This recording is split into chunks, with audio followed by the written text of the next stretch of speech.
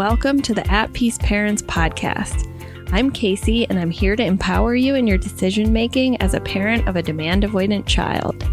My goal is to share insights that will generate aha moments and support your connection with your child. I'm a mom of two amazing little boys, one of whom is PDA, and I've worked with hundreds of parents just like you to teach them how to lead their child out of burnout and find the clarity, peace, and sense of community they need.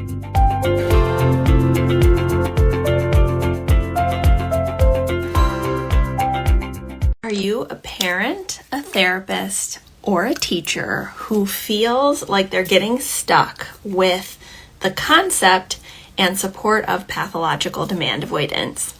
Okay, so today I want to focus on the 4 most common areas that parents, therapists, and teachers get stuck.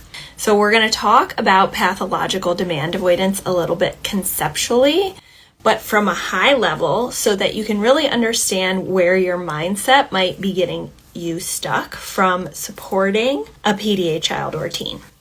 Okay, so today we're going to talk about 4 things. The conceptualization of demands as part of demand avoidance and pathological demand avoidance. We're going to talk about cumulative nervous system activation versus what's called the ABC framework of understanding behavior. 3, we're going to talk about skills, training for skills versus supporting the nervous system so that a child or teen can access learning and skills. And then 4, I don't have a strategy to set a boundary or a limit that makes the PDA brain not have a nervous system response to a loss of autonomy or equality, because that is the nature of how the brain works. Okay, so we're going to take these 4 places that parents, therapists, and teachers get stuck. We're going to bring compassion to it and understand why we're getting stuck so that even when we know some of the skills of accommodation, when we're not able to implement, it's usually because these are the areas that we have a different paradigm going on, okay? So let's first talk about demands.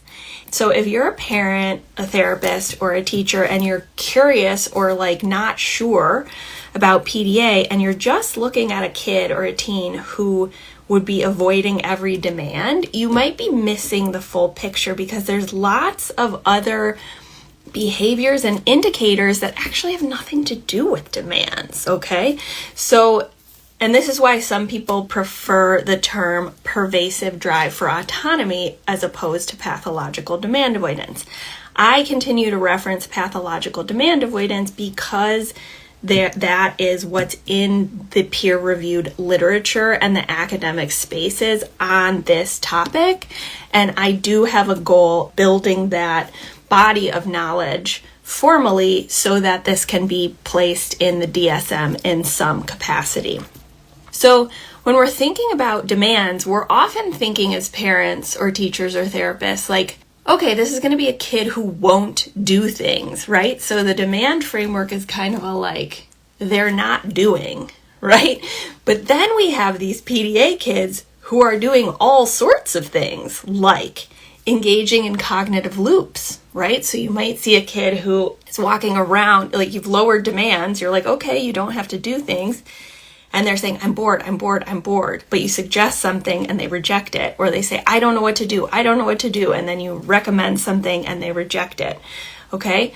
Or they're engaging in something that's dysregulating them and you're observing it happen, but they won't allow you to support or scaffold them. They might push your hand away or say stop if you're trying to help them, whether it's a video game or putting train track pieces together.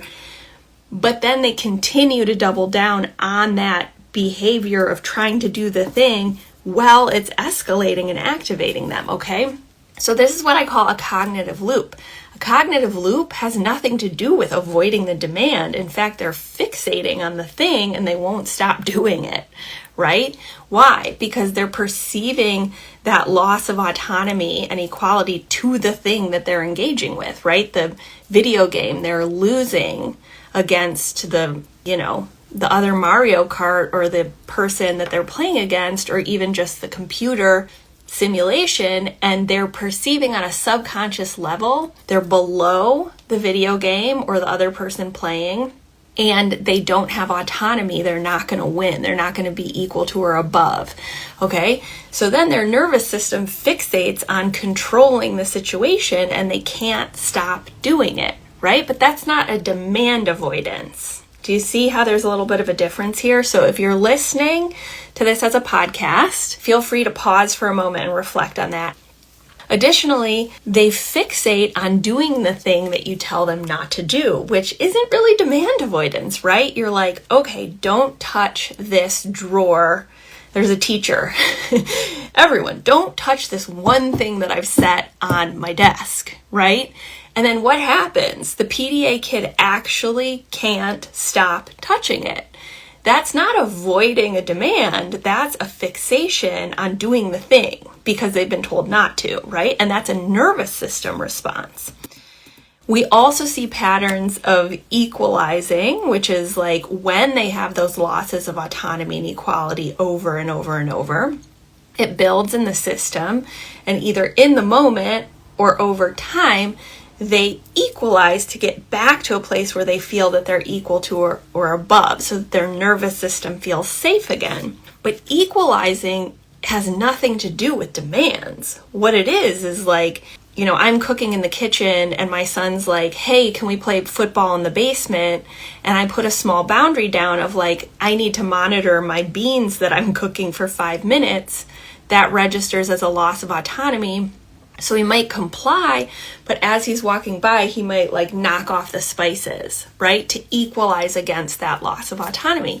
It can also look like a child or a teen complying with a bunch of demands and engaging with demands all day at school. It builds in the system, and then they get home and perceive true safety and unconditional love from that survival part of their brain. And then they start controlling you, what your line of vision, where you can sit, the words you can say, correcting the words you can say, correcting what you're saying, even if they've agreed with it the day before, and even aggression, like stop talking, you're stupid, swear words, etc. So that's not demand avoidance, right? Do you see how like it can be so confusing if we're just looking for a kid or a teen who's avoiding demands, right? And then finally, the other part of the picture that I'm so passionate about linking to PDA as a nervous system disability, and in fact is part of the study that I'm supporting at the University of Michigan's medical school, is linking how cumulative nervous system activation for our kids and teens actually disables our children and teens from accessing basic needs. What do I mean by basic needs? Toileting, sleeping, safety, eating, and or hygiene, okay? So again, this doesn't look like demand avoidance. We might have a child who does avoid the demands of eating. I like to think of it as control coalescing around a particular basic need. For my son, it was eating. And through the demand framework, I was like, okay, the demand of eating is too much, right? Like the demand of eating at the table, the demand of eating food, it's too much. That's why he's resisting eating. But some PDA kids, instead of not eating, they obsessively fixate on compulsively eating, okay? So that's not avoiding the demand at all. In fact, it's control coalescing around a basic need. Why a basic need? There's two reasons. One is because repeated nervous system activation for any human is going to have a physiological impact on things like our metabolic processes, our digestion, defecation, constipation, and caprices, all the things, whether or not we feel hunger, right? I always think of it like if I'm an antelope on the savannah and a lion is chasing me, am I going to feel hunger? Probably not, right? I'm going to be focused on survival. We also have safety, right? Engaging in unsafe behaviors. That's not avoiding a demand at all.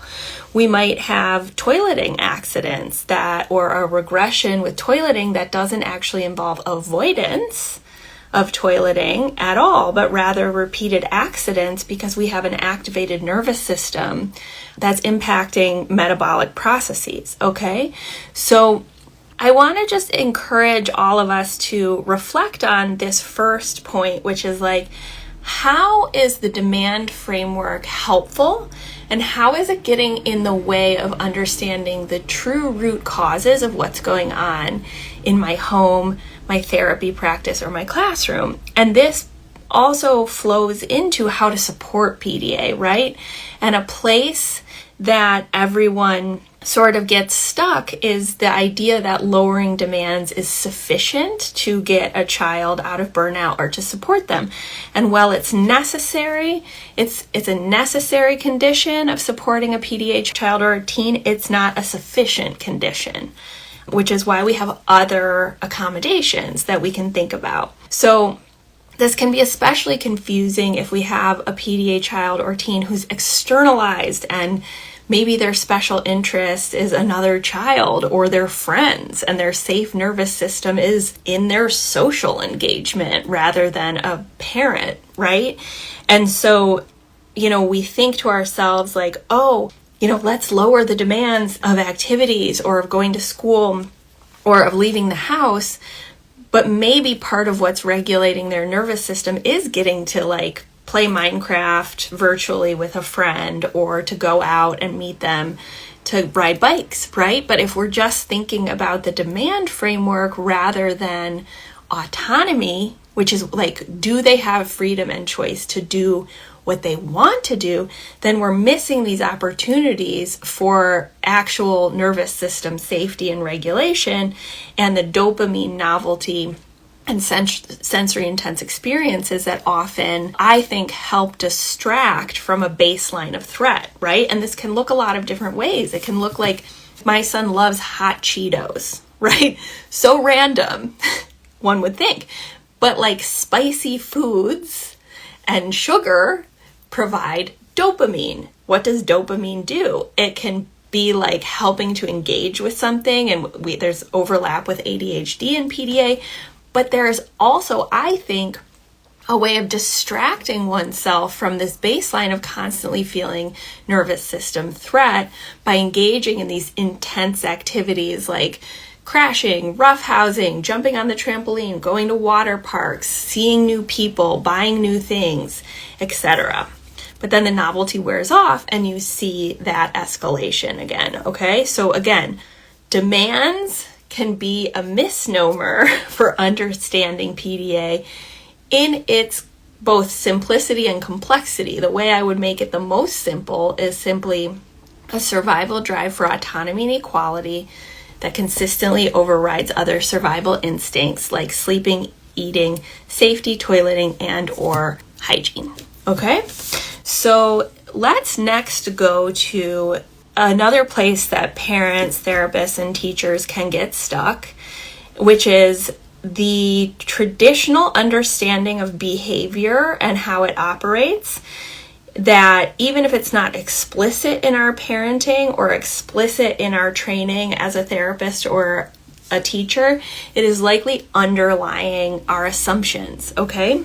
So the traditional way of looking at behavior is through the ABC framework. So what is that? That's antecedent, like what happened right before the behavior itself, and the consequence. And so through that framework, and I was there too without even realizing it, you're trying to find exactly what is setting your kid or the PDA child or teen off, and then you're trying to address that trigger, see the behavior right after it, and see the consequence of how we address the behavior or what happens after their behavior.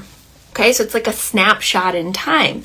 And I remember before I even moved from Washington, D.C., when my son was going into burnout, and this was, again, still through the sensory processing and behavioral lens of understanding my son, I had set up an Excel spreadsheet and I was tracking everything down to like how many, minutes outside and what he ate and how many times he pooped or whatever it was, trying to hone in on his triggers so that I could understand what was happening, right? But without even realizing it, I was operating from this ABC framework of like identify the trigger in the moment and look at the behavior right after, and then, look at the consequence and how that impacts the behavior. And this is not to say this is the wrong framework. It can be very, very helpful for understanding a lot about our kids, especially through the sensory processing lens of every time he goes to this one store with me, he gets activated. Why is that? Through the sensory lens, they're always playing loud music, there's a lot of people talking, and there's fluorescent lights. Okay, trigger, right? And then I can address that trigger both through sensory integration around auditory processing and understanding that maybe I shouldn't bring him to that store, right? Or I should bring headphones and some tinted glasses. However, for our PDA kids, what happens is we might go to the same store 10 times, but then the 11th time they have a complete meltdown and it's a panic attack, and it's totally what feels like this outsized response to the antecedent, which is being in the store. And we're completely confused because you're well, why didn't this happen 2 days ago? Or why didn't it happen the next time? And this is something that can put us on this trajectory of trying to find what it is that fixes it, right? I remember when I was first noticing my son's fixation on new things, I kept thinking if I just find the right toy, if I just buy this circuit toy, or he loved going to this ice skating rink once, okay? And he loved it and he was regulated. So the solution is ice skating, or the solution is a toy, right? But then he'd drop it and it would be why doesn't this work? Okay. So if you're listening to this, has this sort of been how you've been understanding the behavior of a child that you're working with, or a child that is your child or teen? And there's nothing wrong with this framework. It's very helpful. However, what we see with PDA is a different logic. What we see is an accumulation over time and a tipping point, okay? What we see with PDA kids is cumulative logic, and this is more than just school was stressful and then there's after school restraint collapse, because that's sort of present with many, many kids, neurotypical or neurodivergent. What we're talking about is a causality that has long time horizons. And this is why you see parents, therapists, teachers, pediatricians asking the question of is this an autistic regression? Did they suddenly become PDA? Did something happen that was traumatic for them, right? That's a question that I had, and my son's grandma had as well, of did something happen at daycare? Was there an event that precipitated this? Rather than constantly neurocepting, meaning subconsciously perceiving threat, the nervous system activating, which is not under the conscious control of the child or teen, and then it building to a point where as a human with a nervous system, they can no longer tolerate all that threat perception before it sort of explodes. Right? And so let me just give you an example, a recent example. So some of you may have seen that my husband and I and our au pair, Lucas, from Germany, took our 2 kids to Ohio, which is, we like to do drivable little road trips now that we're experimenting with the whole family together, because we were apart for 3 years, more or less. For safety purposes, we would split the kids. But now we're at a place where we can try this, right? And so we went to what's called Hocking Hills, which is a place with caves and cool hiking. And we experimented with a dear friend of mine from college and her family renting a little cabin right next to us. And we sort of split up during the day and we'd see each other, and the kids got lots of screen time in the afternoon. But it was a lot for my son's nervous system, even though he loved it, right? We went fishing, we went hiking, we were outside, he had tons of autonomy, other kids, which he loves. And then on Monday, he got home from school, and usually he has resistance around homework, but with scaffolding and nervous system support, we move through it. I lower the demands if needed, I write things for him, but he just tipped into a full-blown meltdown. through the ABC framework, I would have thought like, oh, it's something about the homework, right? Was the homework extra hard today? Something happened at school today. But what it was the accumulation over the last 5 days, right? And so we realized, and he also was resisting football. Through the ABC framework, I would have thought, oh, something's going on with football. It had nothing to do with football. It was just the tipping point, right? And this is why we see that like all of a sudden or out of nowhere or feeling like you're walking on eggshells with these kids. And it's so important to understand this causality, because then we can start to understand that our behaviors with our child or with our client or with our student, every interaction is like kind of a choice. And I know that sounds like a lot of pressure and responsibility, but really what it means is like we have all these opportunities that seem like regular moments when maybe they seem regulated and typical. And so we don't accommodate them. But us like allowing the child some autonomy or allowing the teenager in a classroom to get up and take a break outside without needing to ask permission, for example, those moments are both drops into the trust bucket with you, and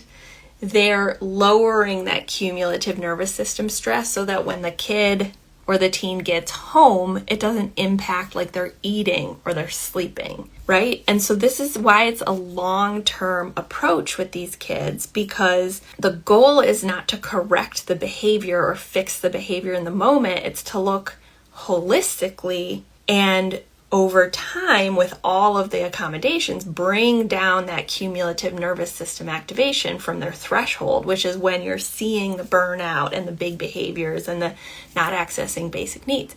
And then when they have a window, they're still going to activate if we set a boundary or they don't have autonomy, but it's not going to push them into this really difficult space that's kind of traumatic for everyone. Okay? So is this making sense to all of you that we can start to shift our frame for seeing our kids and then get creative about our problem solving and interaction with them by looking at it as cumulative rather than an ABC framework, okay?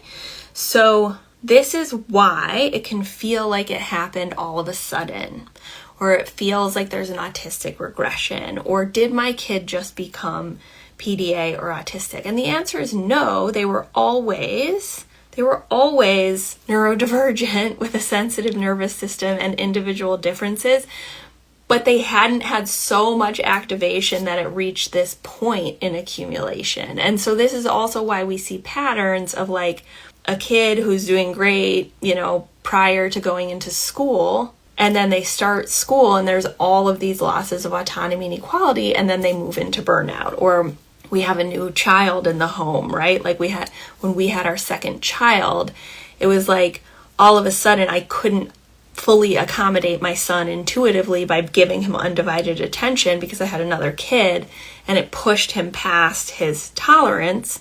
It came out as fight or flight, which was defiance, opposition, and violence. And so what did I do? I doubled down on a behavioral approach, which then pushed him further past his threshold. Third, I'm actually just going to do 3 today because I think we're going a little bit deep here and I have a meeting. But this is one I would love for any teacher or therapist or parent who's a teacher or therapist to really feel into, because you might not even realize how much these two paradigms are sort of at odds with each other and how much it's influencing your reactions and doubt about what you're doing with a PDA child or teen. So this is the skills framework of understanding how to support a PDA child or teen versus the access framework. Okay, so what do I mean by that? I'm going to start with a story. When my son was in burnout, and even before, he suddenly refused to let me read to him. Okay, just was like absolutely no reading, right? And he was not practicing reading, he was not letting me read to him, and he was going into kindergarten with what I believe to be very little. I mean, he had exposure to reading because from the moment he was born until burnout, I read to him every night, even if I had to change the words of the book in order to engage him, or like make up new stories with the book open. That's what I did intuitively so that he would continue to read. But when he hit burnout, it was not happening. He would physically fight me. It was not something he would do. And then I started being more flexible around the bedtime routine, and he just refused to engage in reading or writing, which was a huge trigger for me because I am very academically oriented and I love reading. I love reading books. It's something that regulates my nervous system. So I wanted that for him. He started kindergarten in the public school, and he qualified. He did not qualify for special education despite his 2 autism diagnoses, one from the university and one from a clinical psychologist. However, he did qualify for special education based on his reading, okay, because he couldn't read. And this was a big source of anxiety for me. And I remember when we were pulling him from the public school, the one thing that made it difficult for me to make the decision was the notion that at his new private Montessori school, they didn't have like a bunch of special education resources around reading, okay?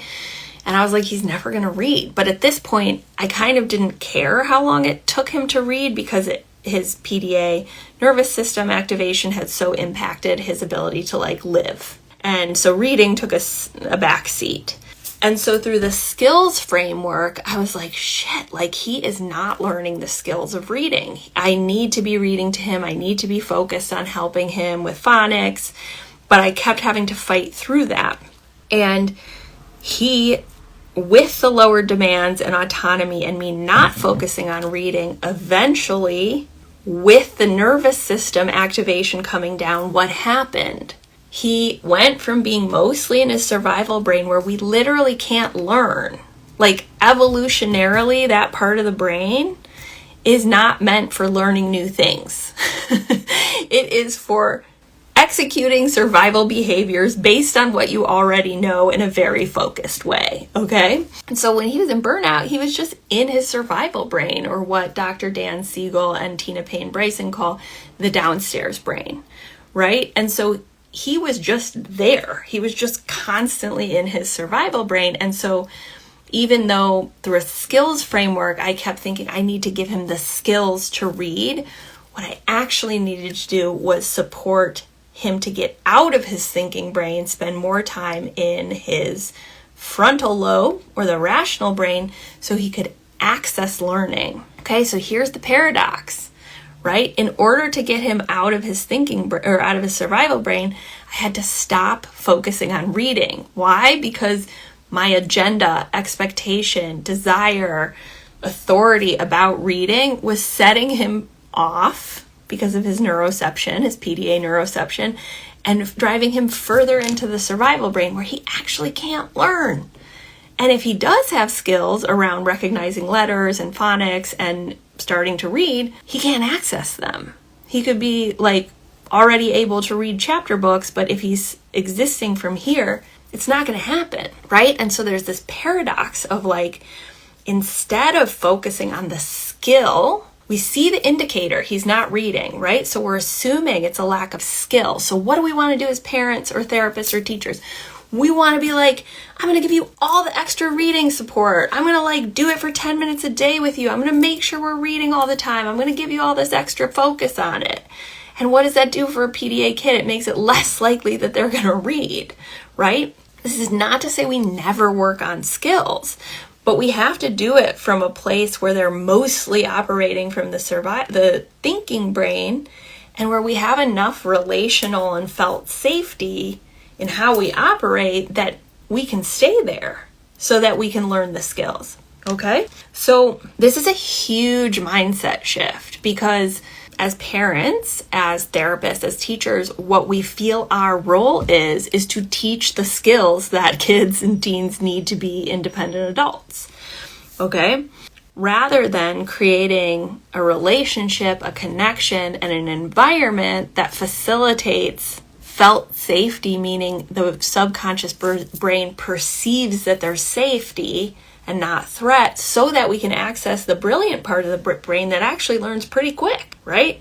And so what happened? The more we accommodated and the more we didn't focus on reading, the more he autonomously came to it because other kids were doing it and he's interested in other kids, and it was sort of strewed in the environment without pressure, and he has since caught up to reading grade level. It's not something he loves, right? He doesn't read in his spare time. Some PDA kids do. There's a preference and a temperament there. But he has gained the skill of reading that he needs, on which he can base his learning for the rest of his life. Okay? This same mindset shift is going to be with homework, right? The mindset is going to be they need practice. They need rote practice doing all these multiplication tables so that they learn the skill that underlies math. But what if actually, the more we focus on making them practice, the less likely they're going to be in their thinking brain where they can actually learn and remember, okay? So same thing with social groups, right? I've seen a lot of families who have PDA children. Maybe they got an autism diagnosis first, and then they started doing more traditional approaches where it's okay, they need practice. They need to be in a social group. They need exposure so they can learn the skills. But being in the group, not only is it a demand, but they don't want to be there, right? They're resisting. They're perceiving that there's pressure that they do it. It's not their decision. And it's just continually activating their nervous system. So they're in that social group, and the parents and the therapists think, okay, we're teaching the skills, but they're in the wrong part of the brain. They're here. And they don't feel safe with us. So we're there's not just a skill cost or a learning cost. There's also a relationship cost, which is the currency for every change, I think. So what if what's actually going on is not that they don't have the skills to interact and understand other people's behaviors and observe and respond, is that they're not in the right part of the brain to access that skill, okay? And so this is something I'd love for you to just experiment with. This is what I call the PDA lens, right? It's a skill. And I want to emphasize, the skill lens is not wrong, right? This isn't a philosophy or a dogma or a you must do it this way. This is what's right. The other way is wrong. It's simply this is one logic, right? This is a skill logic. And over here we have the PDA lens, which is a different logic. And there are individual differences with humans, right? There is no one size fits all. And I think our desire to have a blanket solution that works for every person is doing a disservice to especially our PDA children and teens. And so we're bringing that to light. Okay, we're making this explicit so that you can see where you're learning or conditioning around what we understand as demands, the ABC framework, and skills versus access might be impeding you from making the changes that can really change the trajectory of a PDA child or teen's life. Okay, so the PDA lens, I was going to talk about boundaries and limits, but I don't have time. So I'm just going to plant a seed and be totally transparent, which is we have our new course coming up, our foundations course, which is 20 skills. So we talked about one skill today, which is the PDA lens, but we have 20 skills, among them 12 accommodations to support a PDA child or teen. We're going to have lots of live teaching on these skills, but I want to be so clear that I do not have a strategy or a tool that fixes the fact that you're or a PDA child or a teen, when they have a boundary set or a limit or a no, that they activate around it, because that's the nature of the nervous system disability and how the brain works. Okay, so I don't have an accommodation where it's if you do this, it will stop that activation when you set a boundary. Okay, So what I will say is that we do have other skills that we can bring to bear on this, like cost-benefit decision making, which is something you can use to make decisions around screens, siblings, school, boundaries, and violence. So we're going to spend one whole day on just that skill because it's so important. And then when we do decide to set a boundary, we have the accommodations of diffusion, de-escalation, and risk mitigation, which we can use to support that activation when we do inevitably sometimes need to set a boundary. Okay, so one more question that I actually saw come up, which is like, how long do we have to experiment to be able to conclude that something is working out or not? My son has been in burnout for so long. I think it will take a long time for him to feel safe enough. Okay, so this depends on a lot of things. It depends on how long you have been working from a behavioral standpoint and how much cumulative nervous system activation and trauma the child or teen has, right? So it often takes longer for teens. Why? Because it's like you have 15 years of one approach versus 5, which was my son, 5 or 6, right? What are the things that build that accumulation? Our parenting approach, our therapeutic approach, and their experience in the classroom. That basically covers the experience of a child or a teen who we've deemed has like a disorder or a different neurotype, okay? So, if you've been a really flexible, intuitive parent and they maybe didn't get an early diagnosis, so they haven't done a lot of therapy, but at school they have more of an authoritarian approach, and you're sort of undoing just the school, right? It also depends on the connection and relationship, and it depends on if there are other things going on, right? My son has generalized anxiety and PDA, but I couldn't see the anxiety because all I saw was his defiance. So it took like a year through the PDA lens. Granted, I didn't have these frameworks then, so it will be shorter for you to see that there was also generalized anxiety going on. So this is why I teach tracking, because it's not going to be overnight. And so we break down the most granular indicators of progress based on your child on 3 dimensions: engagement and connection, basic needs, access. And each kid is different. For you, it might be toileting. For another person, it might be eating, etc. And then nervous system activation, right? The frequency, duration, and intensity of meltdowns, shutdowns, equalizing, that type of stuff. So that's something we do like in an interactive coaching fashion in the Paradigm Shift program. Hope that training was supportive of you. All right, my friends, bye. Thanks everyone for being here with me at the At Peace Parents podcast. This is your source for all things related to understanding, supporting, accommodating, and advocating for your PDA child. To go deeper on any of these topics, check out my course offerings and masterclasses at the website www.atpeaceparents.com. To completely transform the way you think about and relate to your child and to bring peace and stability to your home, join us for the next cohort of the Paradigm Shift program.